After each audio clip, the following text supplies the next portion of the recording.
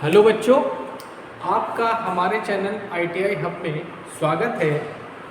आज मैं electrician second year वालों के लिए आर्मेचर रिएक्शन पढ़ाने जा रहा हूं, जो कि बहुत ही इम्पॉर्टेंट टॉपिक है। आप ये समझिए पहले आर्मेचर रिएक्शन होता क्या है। आर्मेचर रिएक्शन मतलब ये है कि मेन मैग्नेटिक फील्ड पर जब आर्मेचर का जो मैग्नेटिक फील्ड होगा वो अपना प्रभाव डालता है, तो इस क्रिया को हम लोग बोलते हैं आर्मेचर रिएक्शन। मैं फिर से बता दूं, क्या होता है कि जब हम जनरेटर पे लोड डालते हैं, ठीक है, जनरेटर पे जब हम लोड डालते हैं तो क्या होता है कि आर्मेचर में क्या होता है, एक क्या होगा, चुंबकीय क्षेत्र उत्पन्न होगा। ये चुंबकीय क्षेत्र क्या करता है, जो मेन फ्लक्स होता है उसको क्या करता है, उस पर प्रभाव डालता है। ठीक है, इस प्रभाव को क्या बोलते हैं, आर्मेचर रिएक्शन। ठीक, अभी मैंने आपको जो मेन फील्ड है उसका मैं आपको फिगर बना रहा हूं, बस दिखाया चुंबकीय क्षेत्र इसका कैसे होता है। अभी क्या है कि मेन ये आपका क्या हो गया, नॉर्थ पोल हो गया, ये आपका साउथ पोल हो गया। मतलब आपकी जो चुंबकीय फ्लक्स है कहाँ है, नॉर्थ से, चुंबकीय बल रेखा है कहाँ से, नॉर्थ से साउथ को जा रही है। ठीक, अभी इस पर प्रभाव नहीं डाला गया है। अभी मेन जो चुंबकीय क्षेत्र उसका हमने स्ट्रक्चर, अब इसके बाद तुमको आप लोगों को हम क्या करेंगे, आर्मेचर में दिखाएंगे। ठीक, अभी क्या लोड नहीं डाला गया। ठीक, तो क्या है, ये आपका क्या है, ये आपका क्या है, ये आपका ब्रश है, ये कार्बन ब्रश है। ठीक, अब ये आपके सब क्या है, कंडक्टर्स है, ये सब आपके क्या है, कंडक्टर्स है। और रोटेशन की डायरेक्शन क्या है, ये मैंने दिखा दी है, रोटेशन डायरेक्शन क्या है, ये है। ठीक है, ये आपका MNA मतलब होता है magnetic neutral axis, magnetic neutral axis. G for होता है जियोमेट्रिकल न्यूट्रल एक्सिस। इस कंडीशन में क्या होता है कि ये जो दो आपके एक्सिस हैं ये एक ही एक्सिस पे होते हैं। ठीक है, जब आर्मेचर रिएक्शन होंगी तो इनका जो पोजीशन है वो डिस्टर्ब हो जाएगी, MNA कहीं और चला जाएगा, GNA कहीं और चला जाएगा। ठीक है, अभी क्या है कि जो आपका मेन फील्ड है उसमें क्या है, आपका जो MNA है और GNA है एक ही तल पे होते हैं। ठीक है, और इसमें क्या है, आपकी फील्ड करंट फ्लो हो रही है, इसमें क्या फ्लो हो रही है, सिर्फ फील्ड करंट। ये समझ में आया फिगर, कोई दिक्कत? ठीक है, मतलब अभी आपका जो मेन फ्लक्स है, मेन फील्ड का जो फ्लक्स है वो ऐसे जा रहा है, आप देख सकते हो नॉर्थ से साउथ को जा रहा है। ठीक है, अब हम क्या करेंगे, अब हम देखते हैं आर्मेचर का जो फील्ड होगा वो कैसा होगा, चुंबकीय क्षेत्र कैसा होगा उसको देखते हैं, उसके बाद हम आपको आर्मेचर रिएक्शन बताते हैं। ठीक, आर्मेचर रिएक्शन बच्चों दो प्रकार की होती है, एक होती है डीमैग्नेटाइजिंग, दूसरा होता है क्रॉस मैग्नेटाइजिंग। ठीक है, एक क्या होता है डीमैग्नेटाइजिंग, एक होती है आपकी क्या होती है डीमैग्नेटाइजिंग, और दूसरी क्या होती है क्रॉस मैग्नेटाइजिंग। ठीक है,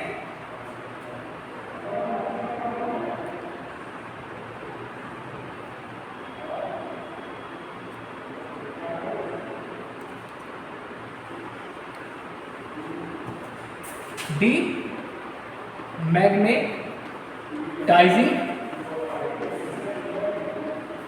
और दूसरा क्या होता है क्रॉस मैग्नेटाइजिंग।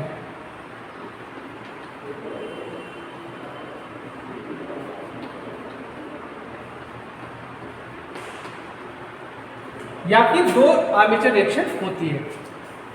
अभी आपका ये क्या है, मेन फील्ड वाइंडिंग का मेन फ्लक्स चुंबकीय क्षेत्र है। अब हम आपको आर्मेचर का बताने जा रहे हैं। ठीक है, आर्मेचर का यहां बन जाएगा, नहीं बनेगा बेटा, इसको बनाना है बना लो आपको, या फोटो खींच लो, सबसे बढ़िया।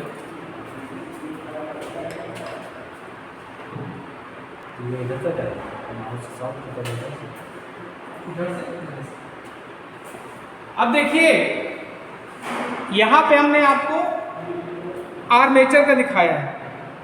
ठीक है, यहाँ पे जो हमने दिखाया आपको आर्मेचर आर्मेचर के द्वारा जो क्षेत्र उत्पन्न होगा उसको दिखाया। ठीक है, देखिए ये आपका, अब देखिए ये आपका नॉर्थ हो जाएगा, ये आपका साउथ हो जाएगा। ये आपका क्या है, ब्रश है, ये आपका क्या है, ब्रश है। ठीक, अब देखिए यहाँ पे फ्लक्स जनरेट हो रहे हैं, ये इनका डायरेक्शन क्या है, नॉर्थ से साउथ, नॉर्थ से साउथ। देख रहे हैं आप, जो आर्मेचर वाइंडिंग के द्वारा जो मैग्नेटिक फील्ड जनरेट हो रही ये है, देख सकते हैं आप, इसमें क्या है, आर्मेचर के द्वारा मैग्नेटिक फील्ड जनरेट हो रही है। मतलब ये क्या आ रहा है, नॉर्थ से साउथ को, मतलब ये क्या है, आर्मेचर का मैग्नेटिक फील्ड है। ठीक है, अब क्या हो जाए, आर्मेचर रिएक्शन में क्या होगा, ये इस मैग्नेटिक फील्ड के द्वारा ये मैग्नेटिक फील्ड अब क्या करेगा, जो मेन फील्ड का हमने तुमको दिखाया था उसको डिस्टर्ब कर देगा। ठीक, बेचारा अच्छा भला जा रहा है, भाई साहब आ गए डिस्टर्ब कर दिए, वो सोच के जा रहा था भैया आपको नानी के घर जाना है, और भैया आया डिस्टर्ब कर दिया, अब दादी घर जा रहा है, तो बात उसका गड़बड़ हो गया ना। तो ये क्या करेगा, ये जो आपकी फील्ड है ये क्या करेगी, मेन फील्ड पे अपना प्रभाव डालेगी, उसी को बोलते हैं हम लोग आर्मेचर रिएक्शन। ये दो होती हैं, एक होती क्रॉस, एक होती डीमैग्नेटाइजिंग। ठीक, अच्छा अब देखिए दोनों को फिगर में बना देता हूँ आधा आधा, उसको आप लोग समझिएगा, उससे आप लोग को क्लियर हो जाएगा आर्मेचर रिएक्शन होती क्या है। ठीक, इसको बनाना बना दो, या बुक में तो बना है, बता देगा तुमको। ठीक,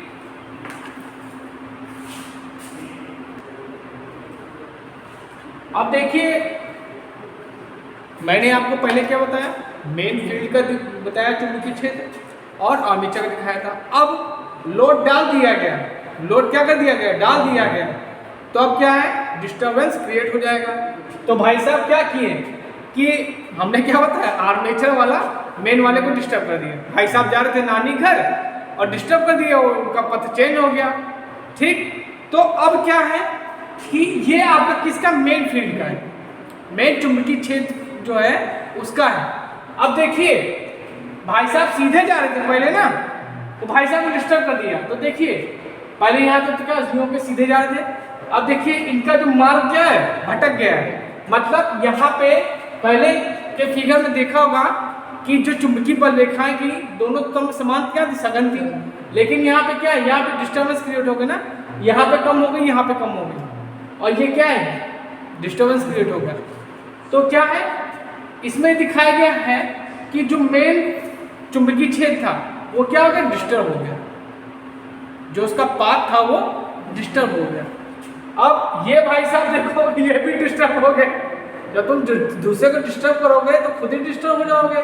तो क्या है, ये आर्मेचर का, ये भी पहले क्या थे, ऐसे थे, अब भाई साहब यूं थीटा एंगल पे घूम गए। यह पहले कंडीशन में क्या था, MNA और GNA क्या था, एक एक्सिस पे थे, बताया था। अब जब रिएक्शन हो गई, आर्मेचर रिएक्शन हो गई, तो आपका थीटा एंगल पे, ये एंगल मान लेते हैं ये थीटा एंगल है, ठीक है, मतलब MNA आपका जो होगा, जो ब्रश हो गया वो शिफ्ट हो गया, थीटा एंगल पे शिफ्ट हो गया। मतलब आर्मेचर रिएक्शन होने के बाद जो ब्रश था उसकी स्थिति क्या हो गई, थीटा एंगल शिफ्ट हो गई। इसी तरह इनके साथ भी हुआ, भाई साहब पहले इनका क्या था, ऐसे ऐसे था आर्मेचर, लेकिन भैया दूसरे को डिस्टर्ब करेंगे तो दूसरा छोड़ेगा इनको, नहीं छोड़ेगा, तो ये भी डिस्टर्ब हो गए। इस कंडीशन में जो ब्रश था ये भी क्या होगा, डिस्टर्ब हो गया। मतलब ये भी क्या होगा, ये पहले ऐसे था, ये भी अब क्या होगा, ये भी थीटा एंगल पे डिस्टर्ब हो गया। इसी को बोलते हैं आर्मेचर रिएक्शन। ठीक, समझ में आएगा तो दिमाग में बैठा लो। ठीक, चलो अब आगे लेक्चर में तुम लोगों को हम कम्यूटेशन पढ़ाएंगे। कम्यूटेशन बताएंगे, उसमें क्या होता है, AC DC में कन्वर्ट होती, कैसे कन्वर्ट होती, इसके बारे में लेक्चर हम तुमको देंगे। लेकिन कुछ बातें अभी हम बताने जा रहे हैं, उसको नोट कर लो अपनी कॉपी में। ठीक,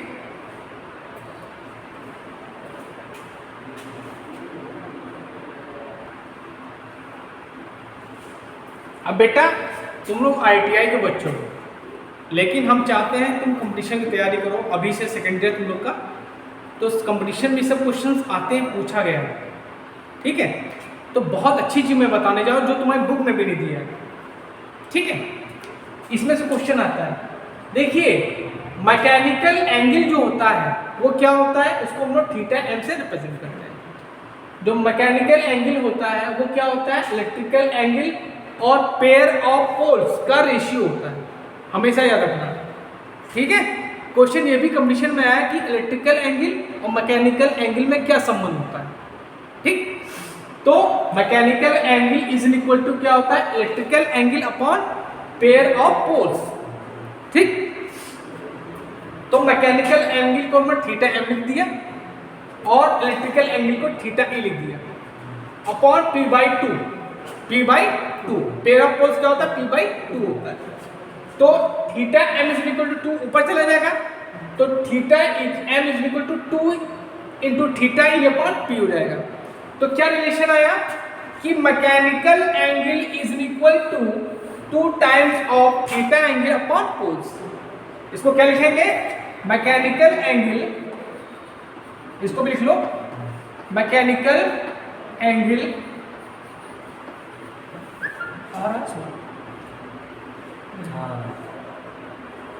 mechanical angle is equal to क्या होगा, 2 टाइम्स ऑफ इलेक्ट्रिकल एंगल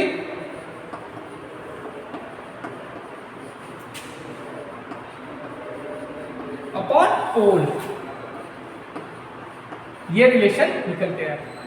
अब इसको लिख लो, उसके बाद तुम्हें एम्पीयर टर्म निकालना बताएंगे कैसे आएंगे। ठीक, लिखो इसको।